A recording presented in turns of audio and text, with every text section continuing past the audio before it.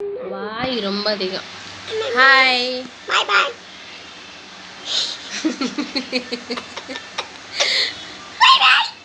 குரங்கு, சின்ன குரங்கு இரு. ஸ்கூலில் பேரண்ட்ஸுக்கு சொல்கிறேன், அமைதியாக இருப்பட்டும்.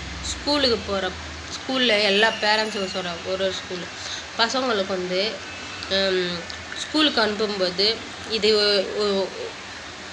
பசங்களை வந்து கூட படிக்கிற பசங்களை வந்து யாருமே தப்பாக பேசக்கூடாதுன்னு சொல்லி கொடுங்க.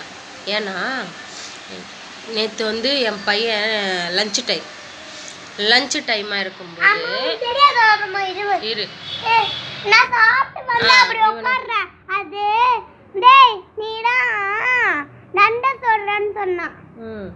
கேட்டிங்களா? யூகேஜி படிக்கிற பையன், அவனும் யூகேஜி தான், இவனும் யூகேஜி தான், 2 பேருமே யூகேஜி தான். அந்த பையன் லஞ்சு டைம் சாப்பிட்டுட்டு வரான், கை கழுவிட்டு. இவனை கூப்பிட்டு, டேய் நீ ஒரு தண்டை சோறுடான்னு சொல்லியிருக்கான். இந்த பையன் நேற்று ஸ்கூலில் சொல்ல வேலைன்ட்டு வீட்டுக்கு வந்தோடனே சொன்னான். சரி நான் காலையில் அவங்க அம்மா கிட்டே பேசுகிறேன்டா, அவங்க அம்மாக்கிட்டேயும் அவங்ககிட்டயும் நான் சொல்கிறேன், இனிமேல் அப்படி சொல்லக்கூடாதுன்ட்டு.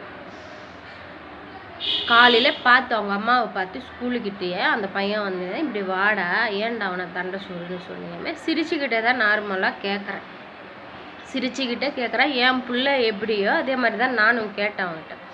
இவன் தப்பு பண்ணியிருந்தா கூட நான் அதே தான் சொல்லியிருப்பேன்.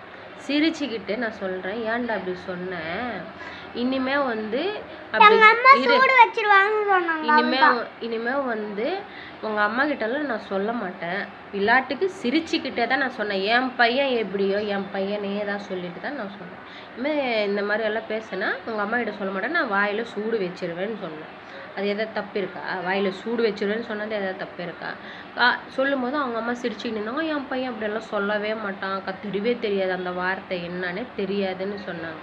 சரிங்க சொன்னால், ஸ்கூலில் யாராவது பேசியிருப்பாங்க, பேசினதுனால தான் சொல்லியிருப்பான்னு சொன்னாங்க. சரின்னு சொல்லிட்டு, சரி பார்த்துக்கலாம்னு சொல்லிட்டு நான் வந்துட்டேன். மதியம் ஸ்கூலுக்கு நான் பையனை கூட்டிகிட்டு வரலான்னு நான் போகிறேன். எப்போவுமே பேசுவாங்க, பேசவே இல்லை. சரின்னு நான் கம்முன்னு இருந்தோடனே மிஸ்ஸுக்கிட்ட பேசிகிட்டே போகலாம், நில்லுங்கன்னு சொன்னாங்க. சரிங்க நிற்கிறேன்னு சொன்னேன். நீங்கள் எப்படி என் பையனை வாயில் சூடு வச்சிருவேன்னு சொன்னீங்க? இல்லை நீங்களே பெற்றீங்க. அவன் அந்த வார்த்தை என்னன்னே தெரியாதுன்னா ஒரு பெற்றவங்களா, ஒரு பேரண்ட்ஸாக என்ன பண்ணணும்? நான் வந்து என் பையனை இந்த வார்த்தை சொல்கிறேன்னு நான் சொல்கிறேன் உங்ககிட்ட. அப்போ நீங்கள் என்ன பண்ணியிருக்கணும்? உங்கள் பையனை திட்டிருக்கணும். சொல்லக்கூடாதுப்பா, இந்த வார்த்தை தப்பு, இந்த வார்த்தை நல்லது, இந்த வார்த்தை சொன்னால் அது ரொம்ப தப்புன்ட்டு சொல்லணும்.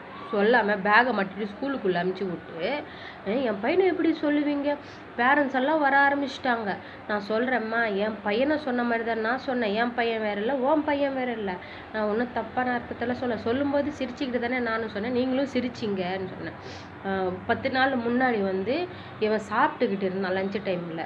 இவன் வாய்க்கிட்ட சாப்பாடு இப்படி எடுத்துன்னு போய் வைக்கிறான். அந்த சாப்பாடை தட்டி விட்டான் அந்த பையன். தட்டி விட்டதுக்கு இவன் வந்து அந்த கை மேலே அடிச்சிருக்கான்.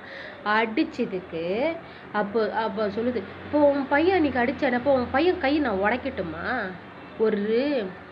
நான் என்ன சொல்கிறேன், புத்தி இல்லாத இந்த மாதிரி பேரண்ட்ஸ் இருக்கிறதுனால தான் பசங்க வந்து கெட்டு போகிறத நான் சொல்கிறது. நான் இப்போ சொல்கிறேன், நான் புத்தி இல்லாத பேரண்ட்ஸு தப்பு பண்ணியிருக்கானா அது தப்புன்னு ஒரு குழந்தைக்கு நம்ம சொல்லி புரிய வைக்கணும். அப்போ புரிய வைக்கலன்னா இப்போ உனக்கு என்ன புத்தி இருக்கா?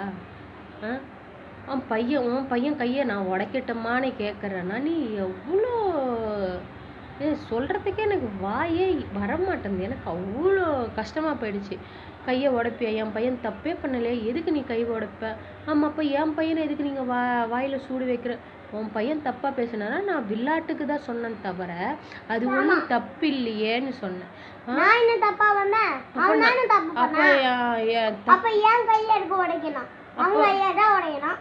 அப்போ என்ன சொல்கிறாங்க, அப்போ என் பையன், அப்போ உங்கள் பையன் தப்பே ஆமாம் தப்பே பண்ணலை, என் பையன் சாப்பிடும்போது எதுக்கு கையை தட்டணும்னு நான் கேட்டதுக்கு, அதுக்குன்ட்டு வாயில் சூடு வைப்பீங்களாம். நான் அமைதியாக சரி, இவங்க மனநிலைமை அப்படி தான், இவங்ககிட்டலாம் நம்ம பேசவே கூடாதுன்னு சொல்லிட்டு நான் வந்துட்டேன். ஓரமாக நிற்கிறேன். வர பேரண்ட்ஸும் விடலை, எல்லாரும் அதுக்கு 2 பேரும் சப்போர்ட்டு வேறு. நான் இன்ஸ்டாகிராமில் தான் போடுறேன். என்ன பிரச்சனை வந்தாலும் பரவாயில்ல, எனக்கு அவ்வளோ மனவேதனையாக இருக்குது எனக்கு. மிஸ்ஸுக்கிட்ட நான் சொல்கிறேன், மிஸ் இல்லை நீங்கள் என்கிட்ட கம்ப்ளைண்ட் பண்ண வேண்டியது தானேன்ட்டு. நான் எதுக்கு கம்ப்ளைண்ட் பண்ணலன்னா, சரி பசங்க தானே, நம்ம பேரண்ட்ஸும் நல்லா தான் பேசிக்கிறோம், பசங்களை கூட நல்லா தான் பேசிக்கிறோம். சரி பேரண்ட்ஸுக்கிட்ட சொன்னால் கண்டிப்பாங்க, அம்மா கண்டிக்கிறது வேற, டீச்சர் வந்து அடிச்சிட்டாங்கன்னா என்ன பண்ணுறதுன்னு சொல்லிட்டு மிஸ்ஸுக்கிட்ட சொல்லாமல் இருக்கு. அதுக்கு என் பையனை எப்படி சொல்லுது, அவன் பையன் கையை நான் உடைக்கிட்டேன். எனக்கு கோவம்னா கோவம், சுற்றி பேரண்ட்ஸு கேட்டை வேற ஓப்பன் பண்ணிட்டாங்க, பசங்க வேற வர ஆரம்பிச்சிட்டாங்க. நான் நல்லா திட்டி விட்டு தாங்க வந்தேன். எதுக்கு போய் சொல்ல, திட்டிட்டேன், நல்லா திட்டிட்டேன். பேரண்ட்ஸ் இருக்கு பார்க்கல, ஸ்கூலுன்னு பார்க்கல, எனக்கு அவ்வளோ கோவம் வந்துச்சு. பையன் இப்போ என் பையன் கூட அந்த மாதிரி அந்த வார்த்தை சொல்லியிருந்தானா அந்த இடத்துல நான் அடிச்சிருப்பேன், அந்த இடத்துல தப்புன்னு அவனுக்கு சொல்லியிருப்பேன். ஒரு பேரண்ட்ஸாக நான் அதுதான் எனக்கு தெரிஞ்சது. அது தப்புனா தப்பு.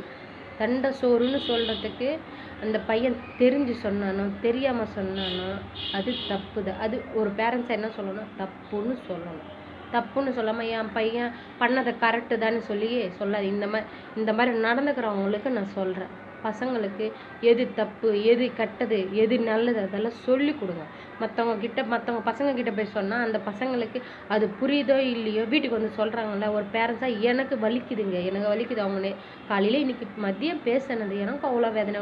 என் பையன் வாய் சூடு வைக்கிறது, உன் பையன் கையை நான் உடைக்கட்டுமான்னு கேட்குது. மனசாட்சியோட இந்த வீடியோ அவங்களும் பார்ப்பாங்க. மனசன் இருந்த அவங்களுக்கு நீங்கள் பேசுனது கரெக்டாக இல்லையான்னு உங்களுக்கே தெரியும்.